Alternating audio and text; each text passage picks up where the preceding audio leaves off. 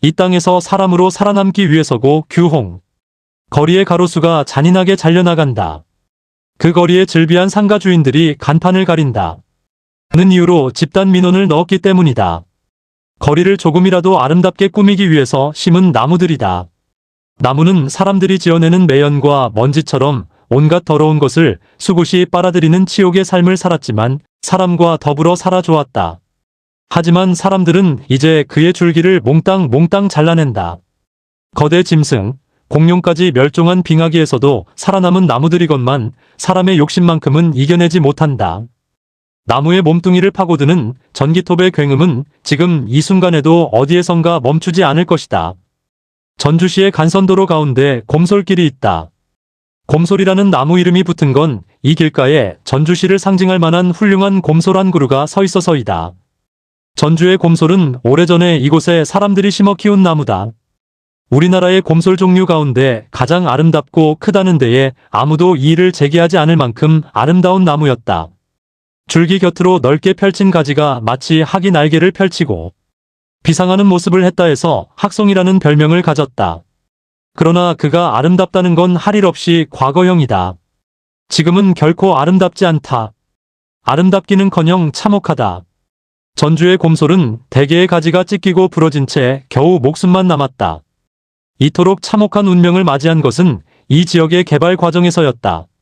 곰솔이 있던 자리는 시 외곽의 한적한 산야였다. 워낙 아름다워서 1988년에는 천연기념물로 지정됐다. 그러나 이 지역의 개발 계획이 발표되자 마을은 창졸간의 상전벽해가 되었다. 나무를 빼고는 모든 것이 바뀌었다. 나무 곁으로 8차선 대로가 뚫렸고 양편으로 고층 아파트가 차곡차곡 올라갔다.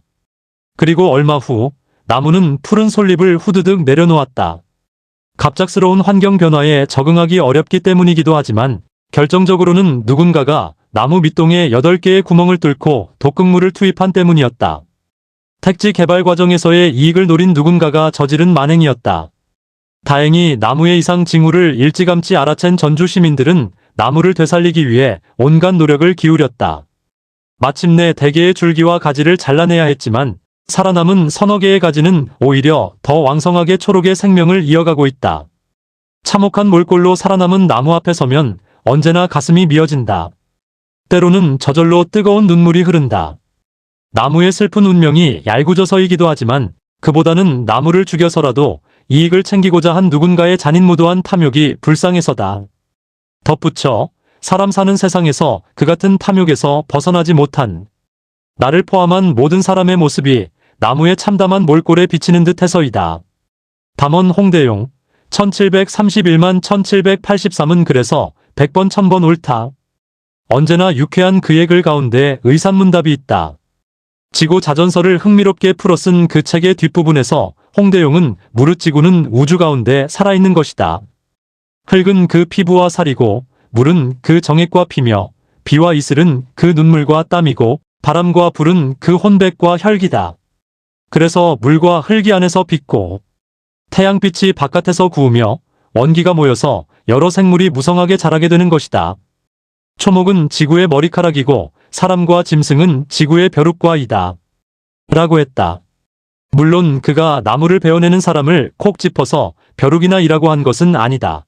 맥락은 분명 다르지만 전주 곰솔 앞에 서면 꼭 그의 이야기가 떠오른다. 우리 사는 이 땅을 더 아름답게 하려고 나무는 말없이 자리를 지키고 서 있는데 대관절 사람은 벼룩만도 못한 것 아닌가 하는 생각을 떨칠 수 없다.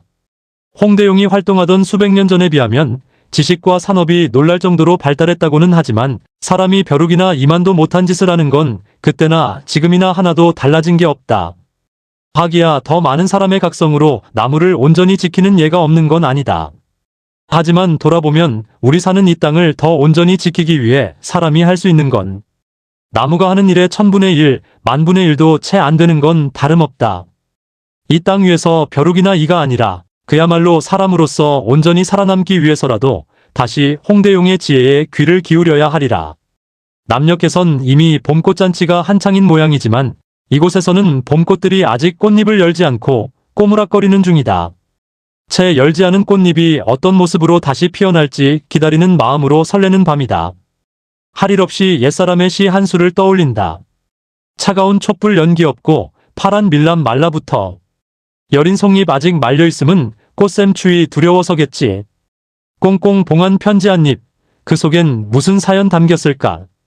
그대로 두었다가 봄바람이 몰래 펼쳐보시겠지. 당나라 오흥, 지금의 절강성에서 태어나 활동한 시인. 전우가 봄을 예찬한 피지 않은 파초라는 시이다. 피지 않은 여린 송잎 하나에 편지가 담겨있다는 시인의 마음이 더없이 좋다. 시인은 편지에 무슨 사연이 담겨있을지 궁금해하는 데에까지 생각을 이어간다. 하지만 사연은 봄바람이 몰래 펼쳐보시겠단다. 아름다운 마음이다.